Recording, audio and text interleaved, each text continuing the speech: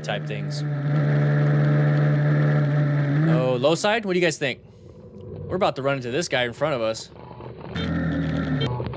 Oh, no. Ooh, broken legs easily.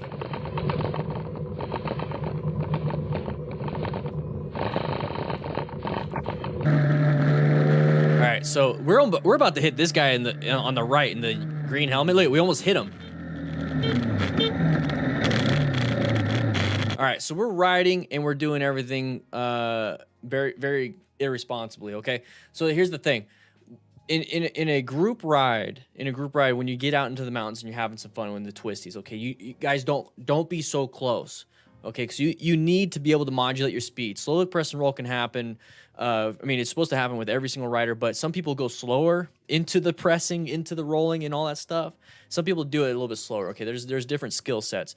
So if we're gonna be this close to somebody right here, what happens if this guy applied the brakes like really hard and we don't have to, so we're just going to keep accelerating into it? Boom, we hit each other. So this is why you need to have a decent size space between riders. And this is one thing I really like about having the Cardo Pack Talk Bold, is that it's the mesh system. So if they go far and they go around the mountain and all of a sudden it kind of breaks up a little bit and I get around the mountain, it reconnects, you know, all these different things. So even if you get separated, it will reconnect with the DMC, that dynamic mesh communication system.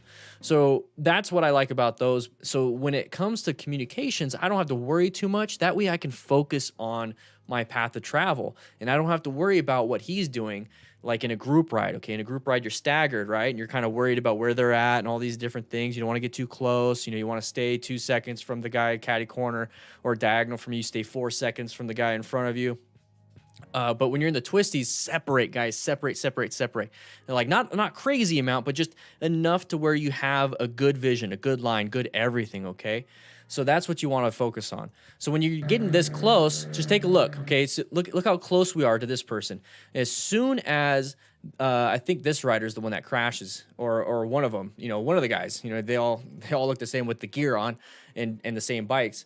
So as soon as that person crashes, you're going to see the brake light happen and it's going to zoom in. It's going to change focus on the person that crashes. But we are so close. I mean, we talk about, right? We talk about, you know, the GoPros that have the field of view it's a lot closer than it appears. Well, look how close we are.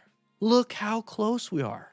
So that's a big problem because you don't have a lot of time to react. It's that space cushion, right? Okay, so it's the guy up ahead. So look how close we are. Look how close we are. Oh my gosh, we're about to run into him.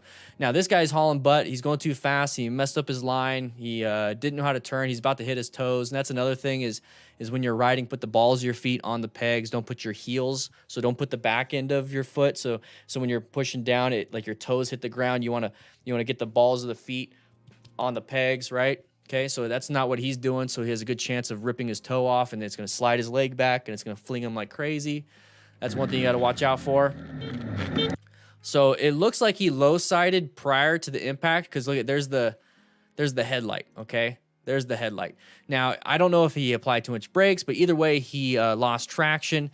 This guy's on an R3. I just noticed that. Anyways, lost traction, is low-siding, and then he's going to hit this barrier, okay? This crazy barrier. Now, that sudden deceleration with something that's not going to move and your body's going to get demolished is a no bueno situation, okay? It's a no bueno situation.